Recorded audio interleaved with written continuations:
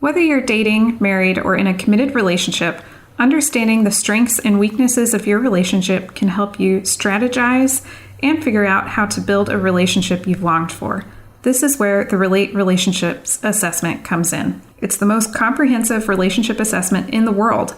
It's research based on the major predictors of marital stability, and it's recommended by the American Association for Marriage and Family Therapists. Also, it's the one that my husband and I used when we were in premarital couples counseling. So for 20% off the assessment, go to relateinstitute.com and enter Polinsky 20.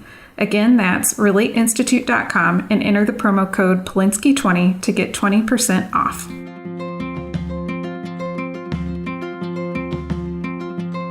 Welcome to the Communicate and Connect podcast for military relationships with your host, Elizabeth Polinsky, a military marriage counselor. If this is your first time listening to the Communicate and Connect podcast, please take a second to go rate, review, and subscribe to make sure you get all our future episodes. We also really want to know what it is you love about our podcast, and if for some reason you're not loving it, we want to know that too, because we're committed to providing the best quality content to help you improve your relationships.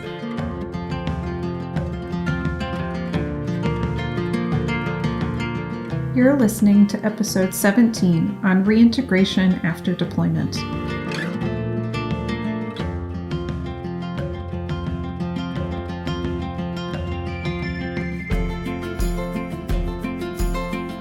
Hi there, I'm so glad you are listening to this episode of the Communicate and Connect podcast.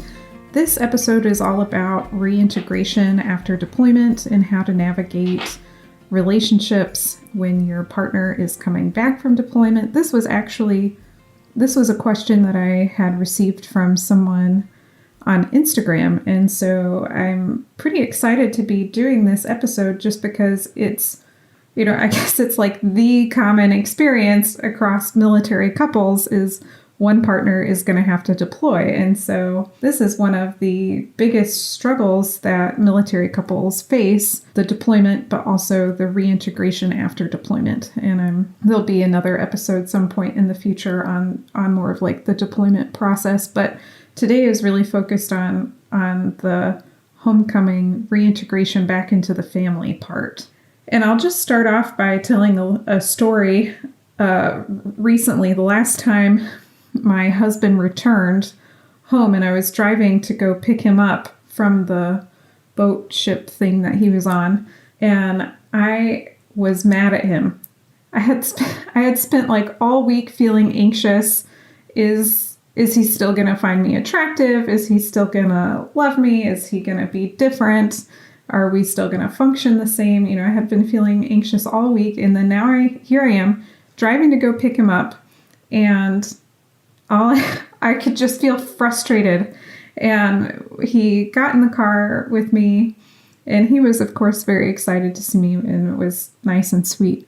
And I was just frustrated. I was like enraged. I pretty much kept it to myself. I didn't go off on him or anything, but inside of me, I was boiling.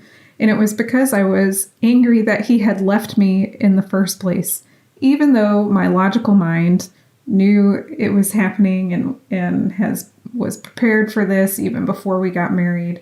There was still this emotional part of me, that was really annoyed that he had even left home to begin with. So it was kind of odd sensation to logically think one way and emotionally feel another way. And it took me a little bit to, I guess, calm myself down and adjust to the fact that he was back. And of course, it took a while for him to adjust to my emotional reaction to him returning and being angry when he was expecting me to be excited that he would be back. And so this is important to talk about. And so the things that I wanted to cover today are kind of the impact that deployment has on people and really the family unit, how the integration process, and then some tips of things that have been found to be helpful during that reintegration process. And so those are kind of the big goals for today's episode. So we'll start just with the impact of deployment. So many people, I think, feel nervous. Is my is my service member going to return home and have some sort of mental health problem? Most people return without mental health problems. So that is something to know. Is it a possibility, especially if they go through something traumatic while they're on deployment? Absolutely. They could develop anxiety, they could develop depression or PTSD. But for most people, they return home with no mental health concerns. At the same time, it is still a stressful experience, both for the service member who's deploying and for the families. And stress on its own can cause anxiety and irritableness. So in that type of sense, we would consider that non-clinical. So if I have anxiety from stress or irritableness from stress, it doesn't necessarily mean that I have a mental health diagnosis or a mental health disorder.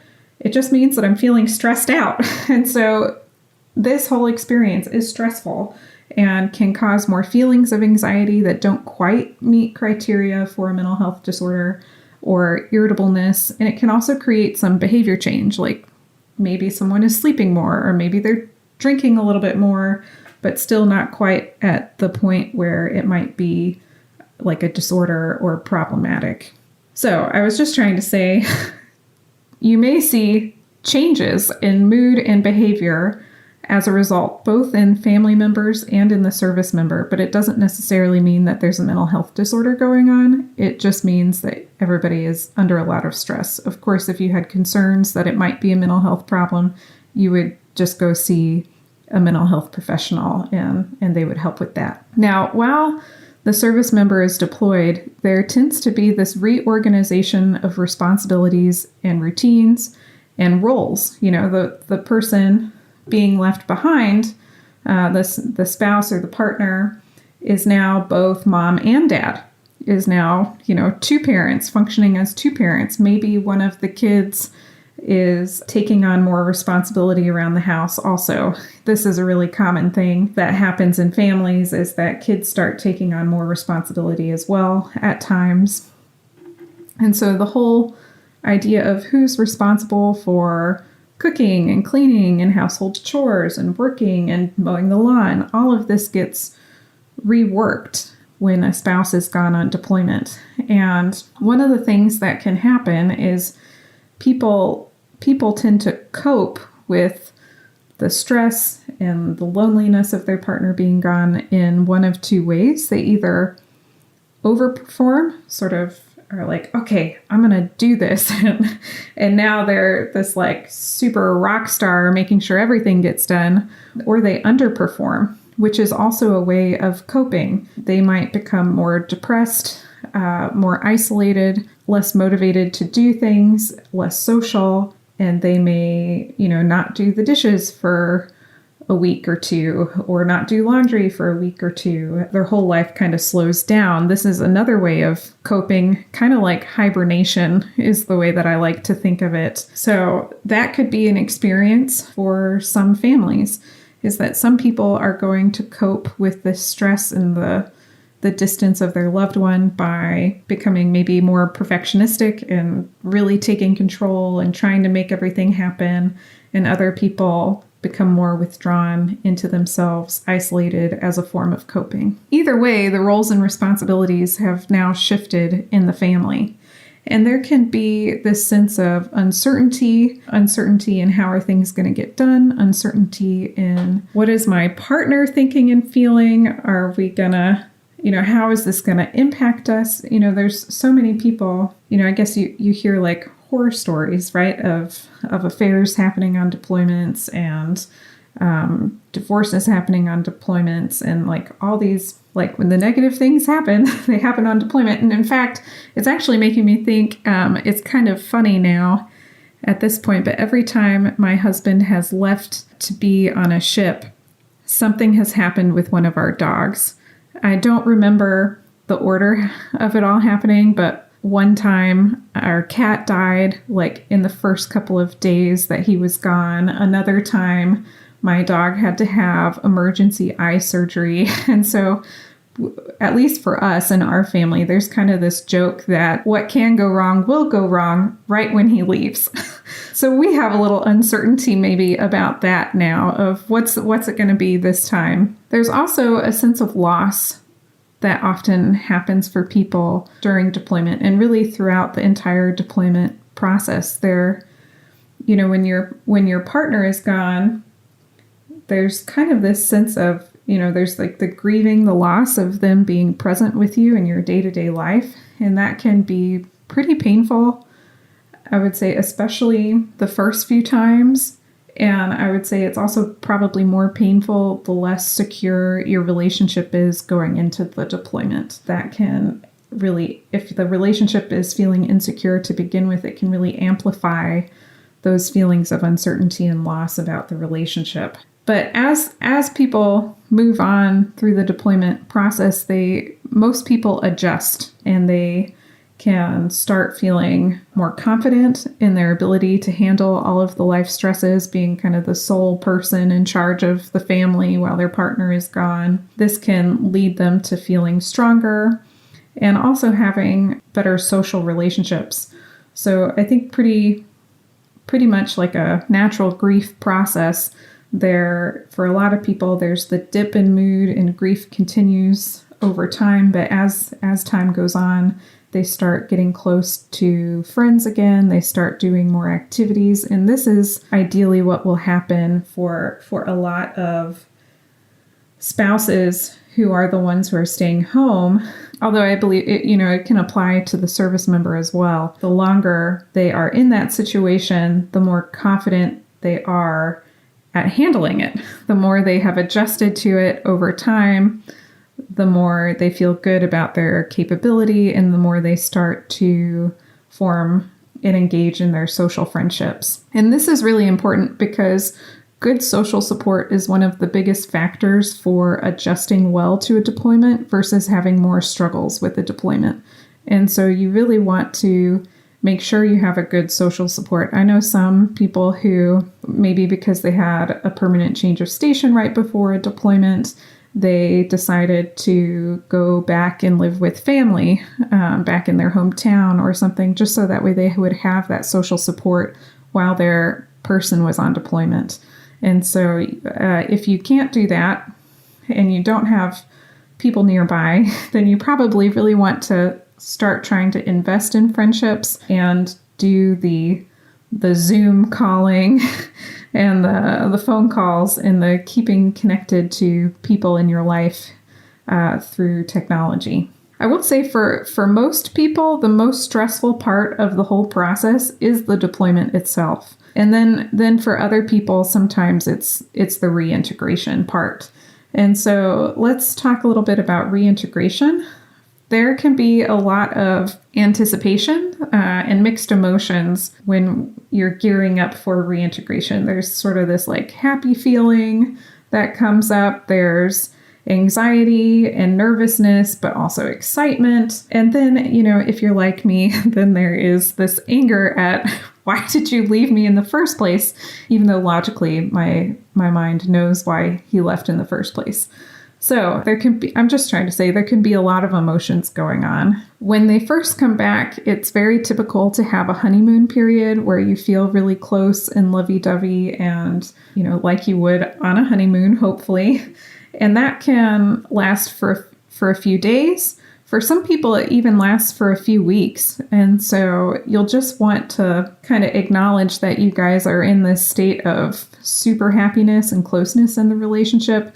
But that honeymoon phase is not likely to last because it's in those first few days to few weeks that families start trying to renegotiate those roles and responsibilities.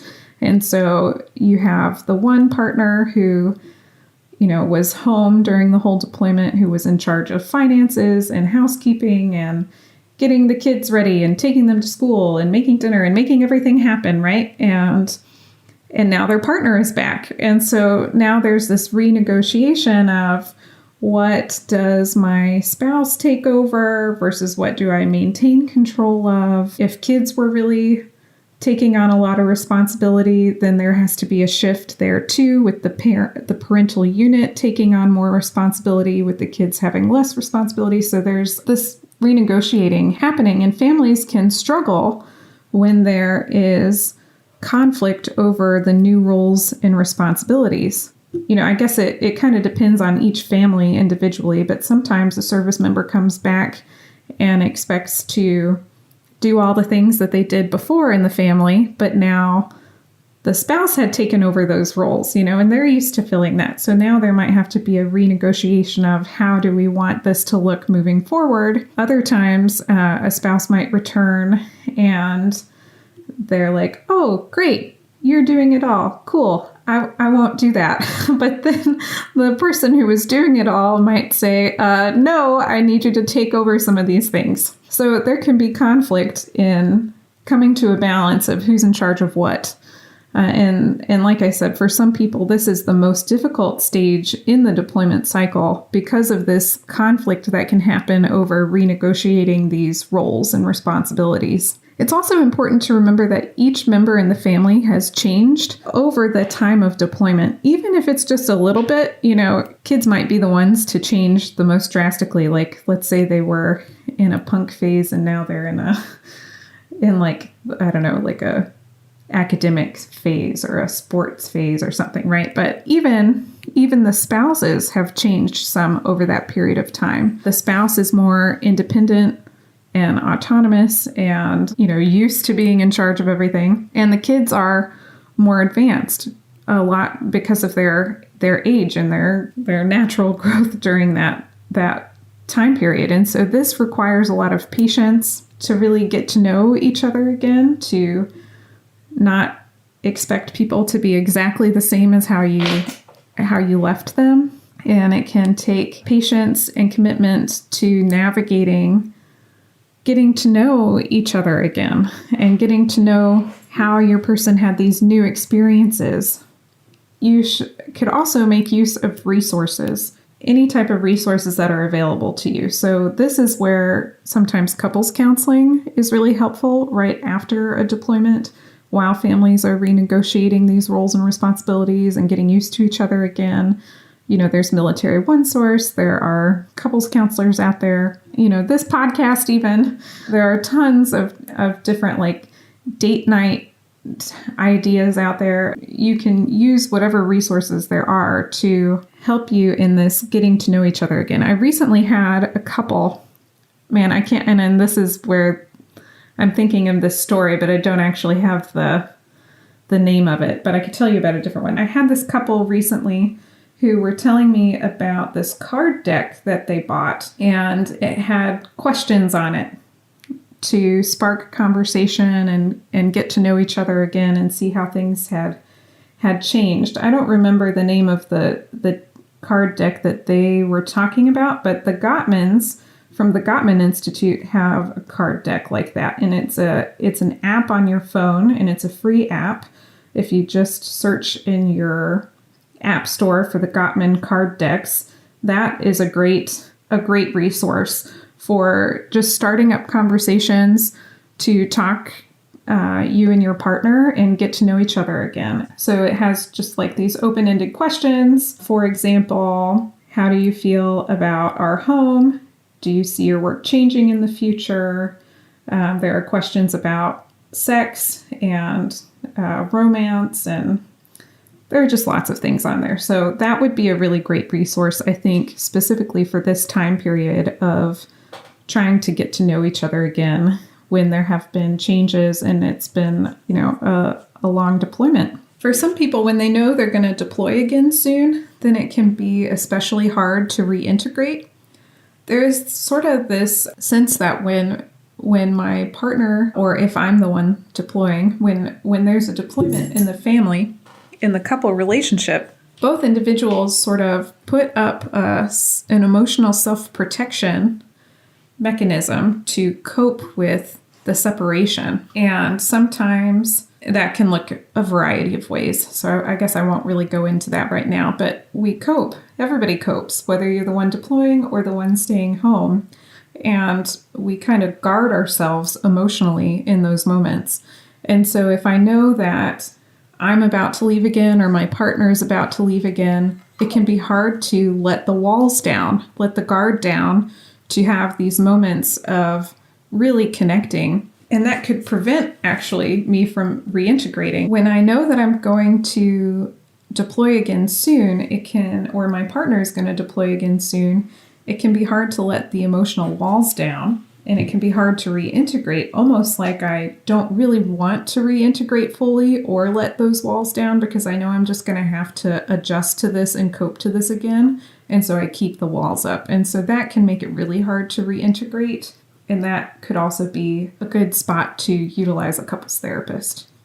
So things that can help with the reintegration process are, number one, positive communication. You really want to try to be kind and compassionate, even if you are full with rage and anger like I was. Kindness and compassion are really important. You also want to kind of manage your expectations for what things are going to be like. A lot of spouses, myself included, can create like this fairy tale of how romantic it's going to be when they walk up to you and how things are going to be for the first few days. And oftentimes these types of expectations and fantasies of the ideal scenario don't happen. And so it's important to realize, like, okay, this is a fantasy that's happening in my mind. It may not be as exciting as all of that. Part of that is remembering that your spouse is going to be tired. So they just worked really hard, and they were also struggling with being away from their family in this whole new environment. And depending on what they went through while they were deployed, they could be just so emotionally exhausted. And they don't necessarily want to party or celebrate or go on this huge vacation. They often just want to be home and to rest and to relax and to be around their family. And on top of that, they often, unless they have like leave lined up, they often have to go back to work like a week later.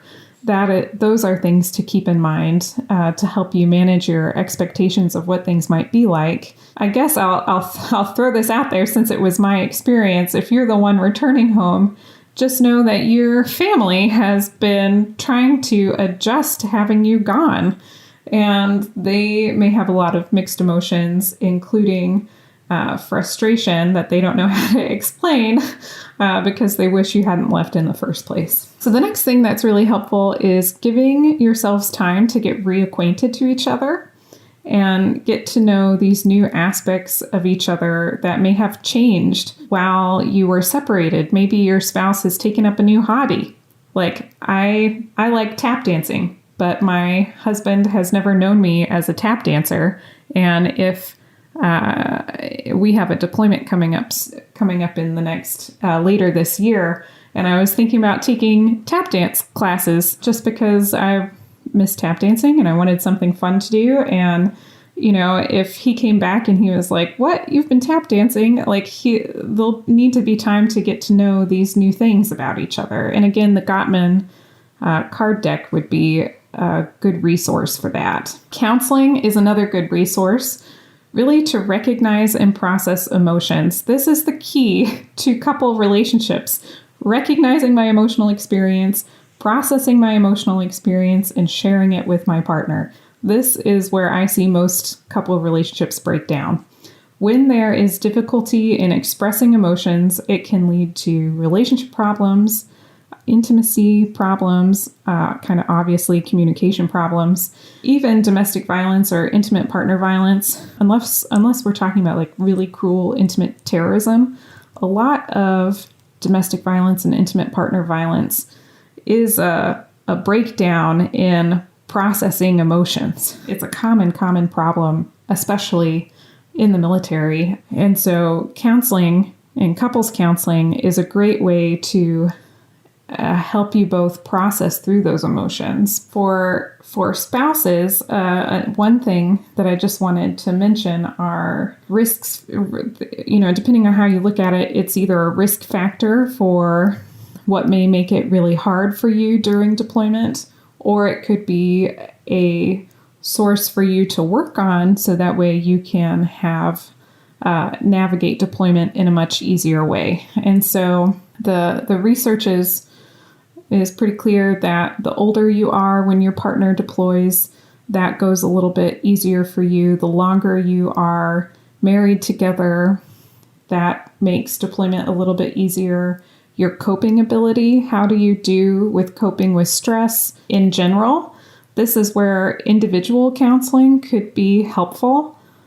If you struggle more with how to cope in a healthy way, then, deployment is going to cause a lot of stress and loneliness and potentially emotional turmoil. And so counseling could help kind of build up those coping abilities if that's not a strong suit for you. And then your level of emotional support and social support. The more support you have, the better it goes for you during deployment. This is kind of just my overview of the reintegration process from deployment to reintegration to things that will help. And this is my action step for you today, is that if you are reintegrating and in that process and you're renegotiating those roles and routines, you want to really try to be open and honest about finances and the routines that you have been doing in the family. Just maybe it's maybe even like oversharing. It's what you've been used to just doing for the past several months, but you want to kind of say it out loud what you're doing and why, and then kind of offer for your person to be involved.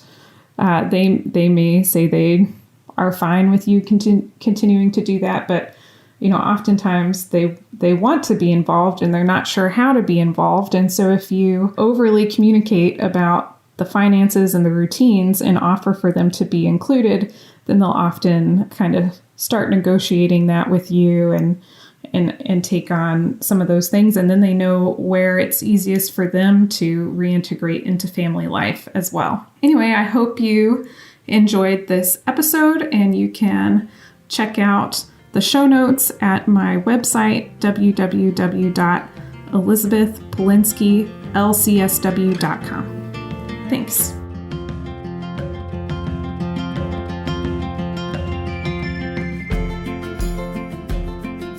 I hope you enjoyed today's episode. If so, please take a second to go rate, review, and subscribe so you get all of our future episodes.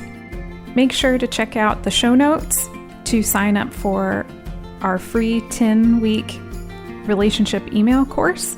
This email course is really designed for people who are maybe having trouble with communication or connection in their relationship, and helping them develop some quick wins right away to start improving it.